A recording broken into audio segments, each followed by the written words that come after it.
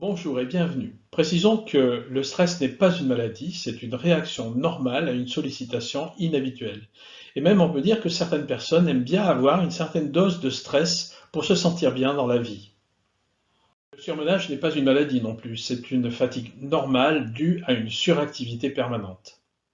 Mais attention, le stress ou le surmenage permanent peuvent conduire au burn-out qui est une maladie, appelée aussi syndrome d'épuisement professionnel.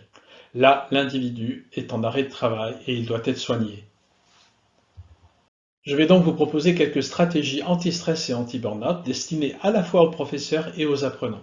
Il s'agit d'une part d'améliorer notre bien-être et notre plaisir, et d'autre part de proposer aux apprenants des activités pour développer leur estime de soi et favoriser une bonne ambiance dans la classe.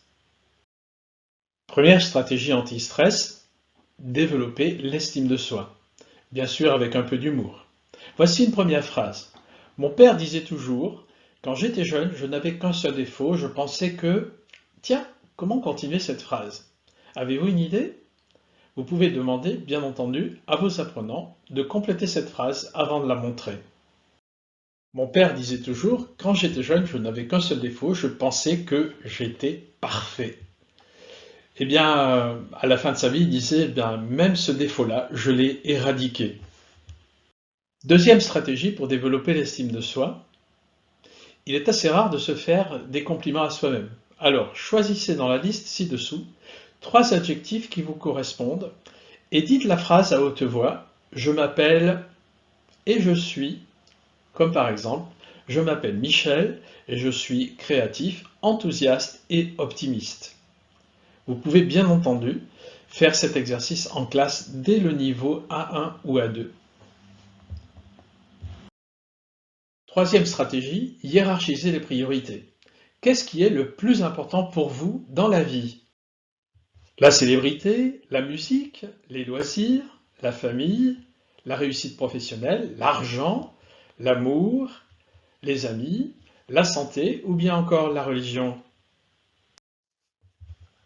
En classe, vous pouvez proposer aux apprenants de faire la même chose, de classer les mots du plus important au moins important, puis ensuite faire un tour de table et demander quels étaient les 3 mots les plus importants et aussi le dernier de la liste.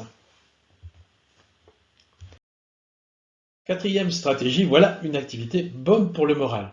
Faites l'inventaire de toutes les choses que vous aimez bien ou que vous aimez faire. Par exemple, j'aime les fleurs, j'aime la musique, ou bien j'aime bien voyager, j'aime chanter sous la douche, etc. Et vous pouvez demander aux apprenants de faire le même inventaire individuellement ou à deux.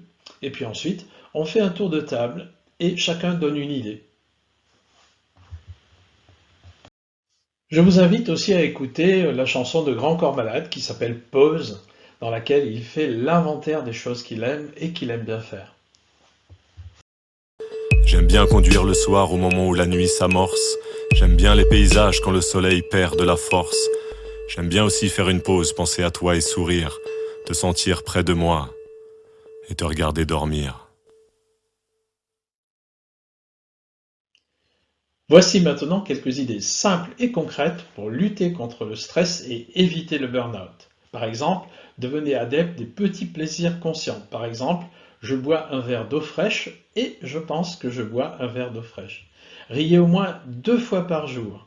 Avant de rentrer chez vous, faites le point sur vos succès de la journée. Reprenez contact avec des amis que vous n'avez pas vus depuis longtemps. Changez de look. Ou bien faites du sport. Tout le monde sait que ça fait du bien. Invitez un ami ou une amie à prendre un café ou un thé. Acceptez de dire non à la prochaine demande qui génère du travail. Arrêtez de vous excuser. Évitez tout ce qui vous affaiblit, l'alcool, les drogues, les médicaments, les rencontres avec des personnes nocives. Essayez de trouver une activité de loisir éloignée de votre profession. Demandez conseil à un médecin si c'est nécessaire. Parfois c'est nécessaire, etc., etc., etc. Vous pouvez demander aux apprenants de créer une liste avec leurs idées sur ce thème ou bien de compléter une liste déjà préétablie.